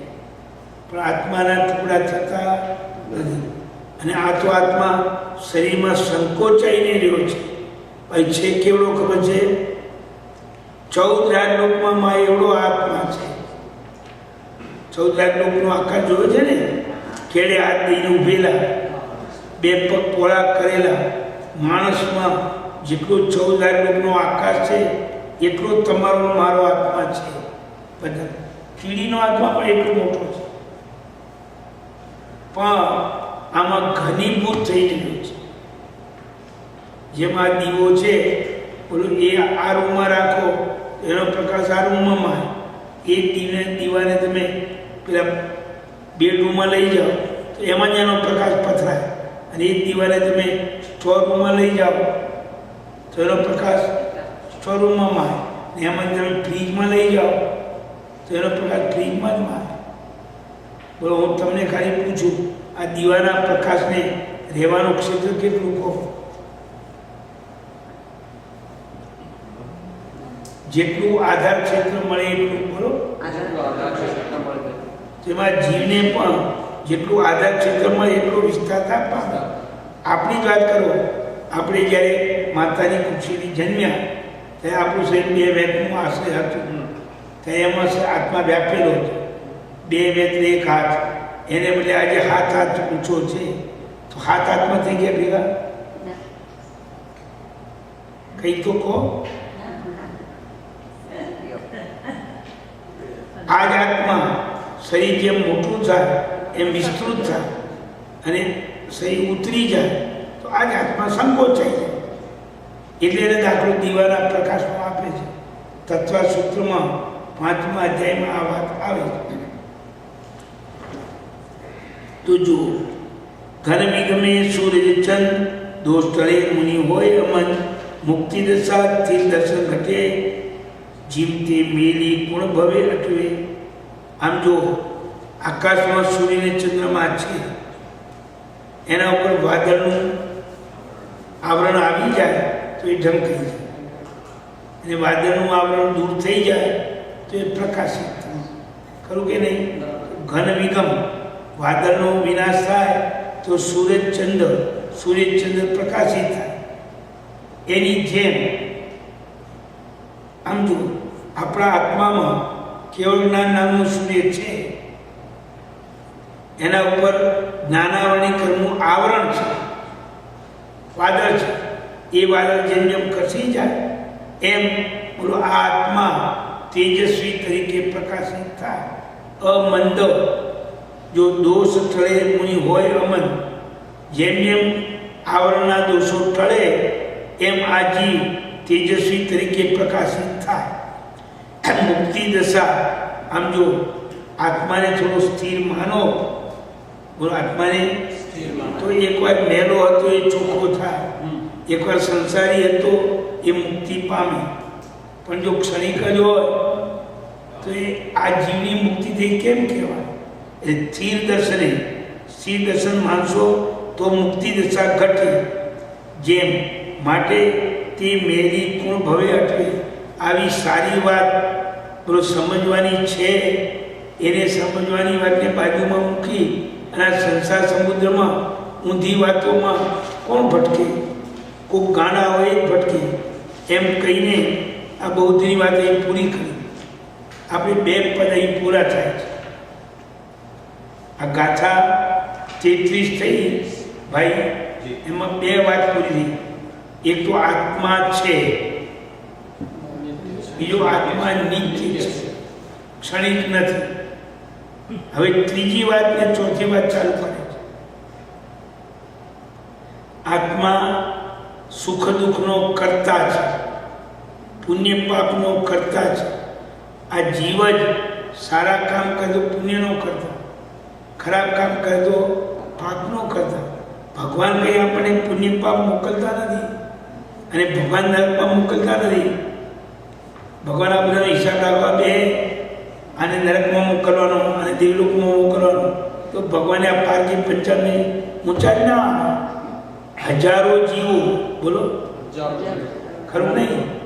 બધાનું ધ્યાન રાખવાનું ને, અને બધાના ઉપર કોઈને નરકમાં મોકલવાના, કોઈને દેવલોકમાં મોકલવાના, કોઈને સુખમાં મોકલવાના, કોઈ દુઃખમાં, બધો એ ચોપડો રાખવો પડે. અને ભગવાન આવી પંચાયતમાં પડે તો ભગવાન પણ ના કરે. પણ આપણો જ આત્મા સુખનો કરતા છે, દુઃખનો કરતા. જો સારા કામ કરે તો સુખનો કરતા, ખરાબ કામ કરે દુઃખનો કરતા. દુનિયામાં પણ તમે જો જે માણસ ચોરી કરે, જૂઠું કરે, ગોટાળા કરે, એ જ પકડાય ત્યારે એને દંડ થાય છે. થાય છે કે નહીં? અને જે માણસ સારા કામ કરે અને જગતનો ઉપકાર કરે તો લોકો એને ફૂલ હાથ પહેરાવે છે. તો જે સારું કરે એ પણ એક જીવ, પણ ફળ પણ એક પામે. ખોટું કરે તો એનું ફળ પણ એક પામે. ખોટું કરે કોઈને દંડ થાય, કોઈનું આવું જગતમાં છે? હજી હજારો ગુના કરનારા છૂટી જાય એનો બહુ વાંધો નથી સરકારને હોતો, પણ જેને ગુનો ન કર્યો હોય એ દંડાવો ના જોઈએ. એ ન્યાય ધ્યાનમાં રાખી અને આ બધી વકીલાત ચાલતી હોય છે. ખોટો શું આટલા વકીલ રાખે? ખોટો માણસ દંડાવો ના જોઈએ. ખ્યાલ? તો જે ખોટા કામ કરે એ દંડ પામે, જે સારા કામ કરે એ જશ પામે. એ કરતા પણ જીવ, બોલો ભોગતા પણ જીવ. જે જીવે જેવા કામ કર્યા એવું ફળ એ પામે, એવા ફળને ભોગવે. એ હવે ત્રીજું ચોથું બે પદ સમજાવે છે. એક વેદાંતી બીજો સાંખ્ય, કહે કરતા ભોગવતા નહીં મુખ્ય. પ્રથમ કહે તો માત્ર પ્રમાણ, તાસુ ઉપાધિ વેદ મંડાણ. જો પહેલું પદ આવ્યું ને આપણે એમાં ચાર બાપની સામે આવ્યું હતું. પાંચ ભૂત સિવાય આત્મા છે જ નહીં એવું ચાર વાક માનતા. એની સામે ગુરુજીએ સમજાયું કે આત્મા નામનું દ્રવ્ય છે. પછી બહુ દર્શન આવ્યું કે આત્મા ક્ષણિક છે. એની સામે સમજાયું નહીં, આત્મા નિત્ય છે, દ્રવ્યથી નિત્ય છે, પર્યાયથી અનિત્ય છે. હવે ત્રીજી વાત આવે છે વેદાંત દર્શન. કોણ આવે છે? એ એમ કહે છે કે આત્મા બોલો અકર્તા છે, આત્મા કંઈ કરતું નથી, આત્માને વળગેલું આ સહી કરે છે. એ શું દાખલો આપે? આમ જુઓ, કોઈ માણસને ભૂત વળગ્યું હોય ને, બોલો ત્યારે આપણે ન કલ્પીએ એટલું ખાય, ન કલ્પીએ એટલું જેમ તેમ બોલે, બધું કરે છે એ જીવ, પણ ખરેખર એને વળગેલું ભૂત કરે છે. જો એ જીવ કરતો હોય તો ભૂત ઉતરી જાય, ચાલ્યું જાય, તારે આ કામ લેવું જોઈએ નહીં. એમ જાય જ્યારે કોઈ ભૂવા આવીને એનું ભૂત કાઢે, એનું ઓરિજિનલ સ્થિતિમાં એ માણસ આવે ત્યારે એનું મણ બે મણ ખાય એવું બને. ભૂત વધા બેવું કરે તો આ બધું કરનાર કોણ હતું? ભૂત, ઓરિજિનલ જીવ નહીં. એવી રીતે વેદાંત આમ કહે છે કે આ શરીર બધા ભોગ ભોગવે છે, આત્મા કરતા નથી. આત્મા તો બેઠો બેઠો નિહાળે છે, આત્મા તો બેઠો બેઠો જોયા કરે છે. કોની વાત કરું છું? વેદાંત એની વાત કહે છે. એક વેદાંતી, એ પેલો વેદાંત દર્શન એમ કે આત્મા કરતા નથી. બીજો સાંખ્ય એમ કે આત્મા કરતા તો છે પણ ભોગતા નથી. આત્મા કરે છે ખરો, ભોગવતો નથી. ભોગવે છે આપણું શરીર. જેમ આપણે ખરાબ કર્મ કર્યા હોય તો રોગો થાય. રોગો ક્યાં થાય? શરીરમાં થાય. એટલે ભોગવવું કોને પડે? શરીરને. હવે શરીરમાં રોગો થયા હોય તો શરીરમાં ચેતના જ નથી, શરીર શું ભોગવે? આ શરીર કાળું હોય કે ધોળું હોય, રૂપાળું હોય કે ધોળું, શરીરને હું લેવા દે? શોભા કશોભા જીવની જ હોય. આવું એ માને છે. પ્રથમ કહે તો માત્ર પ્રમાણ. પહેલા જે વેદાંત દર્શનવાળા છે એ આવું કહે છે બેઠું કે આત્માને જે વળગેલી અવિદ્યા ઉપાધિ એના કારણે આ બધા ભેદનો પ્રબંધ લાગે છે. આત્મામાં વાસ્તવિક કોઈ ભેદ નથી. એટલે આત્માને આપણી ઉપાધિ વળગી છે એટલે જુદા જુદા દેખાય છે. જેમ એકના એક માણસ, એક ઘરના 5 માણસો હોય, કોઈ સ્ત્રીના કપડાં પહેરાવે, કોઈ પુરુષના કપડાં પહેરાવે, એટલે એને જુદું જુદું દેખાય. એમ આ જીવ જુદા જુદા રૂપે આ આંખ સામે દેખાય છે. એ વસ્તુ તો એક જ જીવ છે. કોનું કેવું છે? વેદાંત દર્શન. આખું જગત એકરૂપ છે. અવિદ્યાના કારણે આપણને આવું દેખાય છે. અવિદ્યા એટલે મોહ. મોહના કારણે બોલો આપણને જુદું જુદું દેખાય છે. વસ્તુતઃ જુદું જુદું કશું છે જ નહીં. માયાની નિશ્ચિત ઉપચાર, જ્ઞાન અજ્ઞાન ગ્રંથે સંસાર. એમાં માયા ભળે, માન ભળે, આવા કસાયો એને મિશ્રિત જાય તત્વો બને છે. એટલે જ્ઞાન અને અજ્ઞાન આવો ભેદ પડે છે. એમાં જેટલો જીવ અજ્ઞાનમાં રચે છે એટલે સંસાર બને છે. દ્રશ્યપણે મિથ્યા પરપંચ સગળો જીવ સુનાનો છંદ. જેમ આપણે સ્વપ્નમાં એવું આવે કે મને કોઈએ રાજ્યાભિષેક કર્યો અને ગાદી ઉપર બેહાડ્યા. એટલે સ્વપ્નમાં તો અભિષેકે દેખાય, હજારો માણસો આમ પગે લાગતા દેખાય, પણ જ્યાં ખુલી જાય એમાં કંઈ ના હોય. જેમ સ્વપ્નનો સંત મિથ્યા છે, એમાં દુનિયામાં જે કંઈ દેખાય છે બોલો એ બધું મિથ્યા છે, કલ્પના છે. કોઈ સ્ત્રી પુરુષ માણસ જેવું કંઈ છે જ નહીં. જેમ ઝાંઝવાનું જળ નથી, જળ દેખાય છે, એમ આ દુનિયામાં કશું નથી, માત્ર ભ્રમથી બધું દેખાય છે. કોની વાત સમજાવું છું? વેદાંત આવું કહે છે. એની સામે આપણે આત્મા લાવશું. દૃશ્યપણા, મિથ્યા પ્રપંચ, આ બધું જે દૃશ્ય દેખાય એવો તત્વ છે, આ બધું મિથ્યા પ્રપંચ છે. બાકી સઘળી વસ્તુ સ્વપ્ન તુલ્ય છે. અને ઘણી આપણે દેખીતા કે આ સંસાર આખો સ્વપ્ન જેમ છે. ક્યારે કહીએ માથે આવે તારે, સારું તો ના કહીએ. ખૂબ વધારે મોટી ઉંમર હોય ભાઈ, નાની ઉંમર છોકરો જતો રહે, ધન જતું રહે, અને કંઈક આવી વિપત્તિ આવે તો આપણો જીવ બોલે આ સંસાર સ્વપ્ન તુલ્ય છે. હવે સ્વપ્ન તુલ્ય થયો, ત્યાં સુધી નહોતો, હતો. આ જીવ મોહને બધું કાયમી માને છે. નાની કે આ બધું આપણને દેખાય છે, બાકી ભ્રમજાળ છે, કશું આપણું છે નહીં. આપણે કશું લાયા નથી, આપણું કશે લઈ જવાના નથી. કોઈ આપણી સાથે અંગત સંબંધવાળું છે જ નહીં. સંયોગથી બધા સંબંધવાળા છે, બન્યા છે. માટે એમાં અંજાવું એ માયા માત્ર છે એમ કહીને આપણે સમજાવે છે. જો બીજો દાખલો આપીએ, ગાથા 36. જીમ કટકાદિક વિકારી હેમ, જીમ કટકાદિક વિકારી હેમ, સત્ય બ્રહ્મ જખાલે જેમ, જે પરિણામી તે વસંત, અપરિણામી સંત કઈ વેદન. જેમ આમ જો આપણે સોનાની વીંટી બનાવી, 4-6 મહિના પહેરી, પછી મન થયું કે ના ચાલો વીંટી ન આવે, એટલે 2-3 વીંટી ભેગી કરી ગળાનો હાર બનાવી. એટલે ગળાનો હાર બનાવ્યો, 4-6 મહિના પહેર્યો, વળી એમ થયું કે ચાલો હાર કાઢી એનું કડું બનાવી. એટલે વીંટીપણું, હારપણું, કડાપણું આ બધું કલ્પિત છે, વાસ્તવિક નથી. એટલે તમે કરો ત્યારે થાય છે, નાશ કરો ત્યારે નાશ થઈ જાય છે. સોનાપણું કાયમી છે.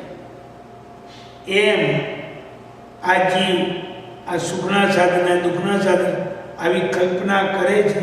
આ બધી કલ્પના જ છે, આવું કશું સંસારમાં છે જ નહીં. આત્મા જ એક અપરિણામી દ્રવ્ય છે. જો જેમ કટકાદી, કટક એટલે પેલું સોનાનો કડું ને કુંડ, આ બધું વિકારી હેમ સત્ય, આ બધું કટક કુંડળ બધું વિકારી છે, નાશ પામવા. હેમ એ સત્ય છે. એવી રીતે આમ જો આપણે માનવ બન્યા, માનવમાંથી પશુ બનીએ, પક્ષી બનીએ, આ બધું વિકારી વસ્તુ છે, નાશવંત વસ્તુ છે.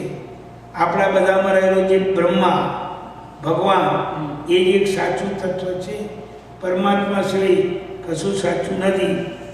જે પરિણામી છે, પરિણામીને સમય સમય બદલાવાનું, એ અસત છે, મિથ્યા છે. એ આજે હોય કાલે ના હોય. અને જે અપરિણામી છે, જે ક્યારેય બદલાતું નથી, એવા જે ભગવાન પરમાત્મા એ જ સાચું તત્વ છે.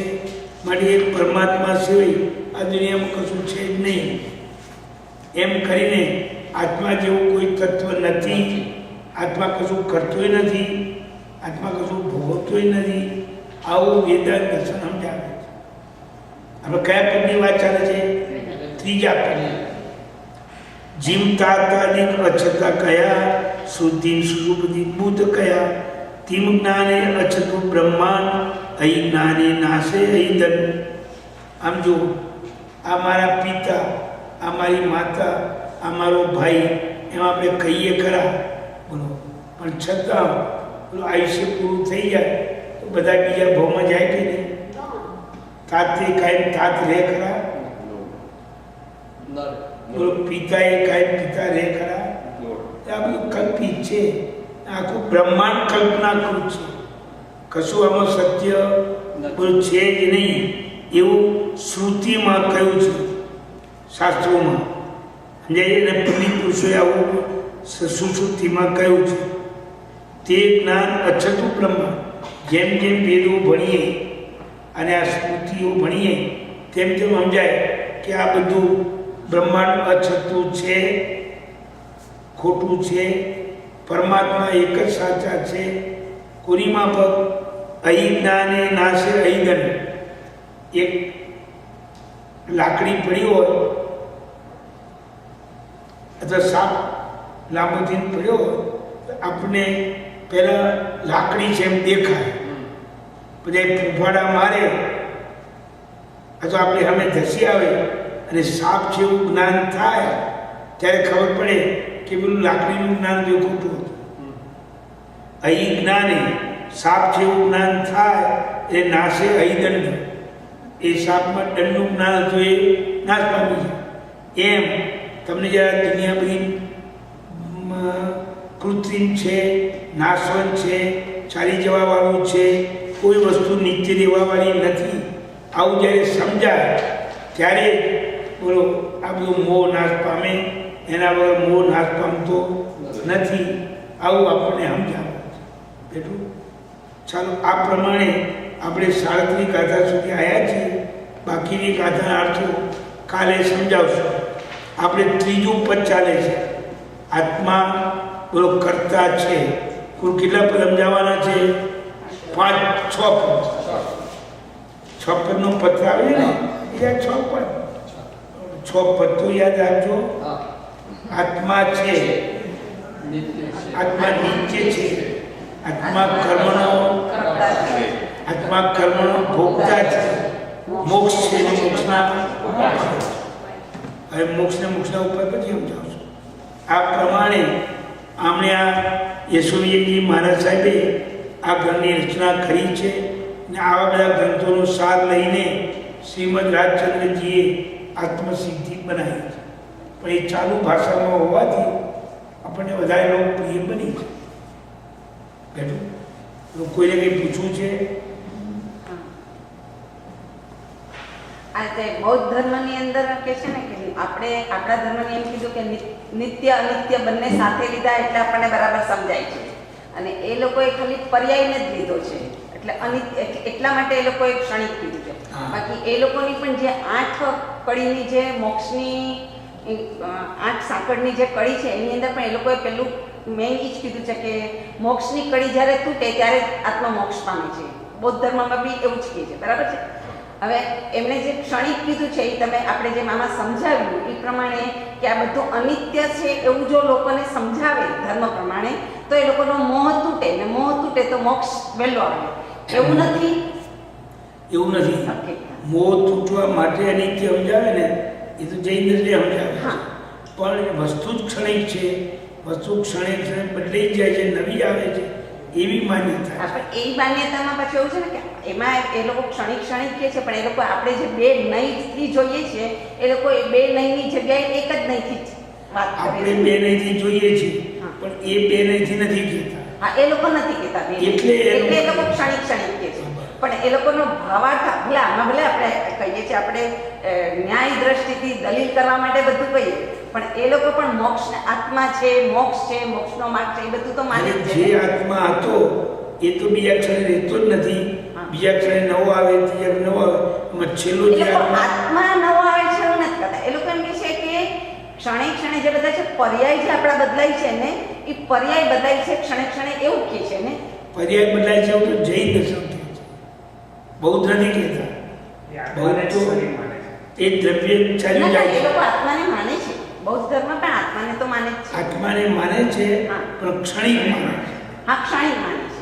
એટલે બીજા ક્ષણે એ આત્મા નથી રહેતો, બીજો આત્મા આવે છે, એના સરખો આવતો હોવાથી એનો એ છે તમને લાગે છે આવું એક કહે છે. એટલે એની સામે આ વાત ચલાવે છે. ચાલો, સર્વમંગલ માંગલ્યમ સર્વ કલ્યાણ કારણમ પ્રધાનમ સર્વધર્માણામ જૈનમ જયતિ શાસનમ. કાલનું ટોટલ કઈ શનિવાર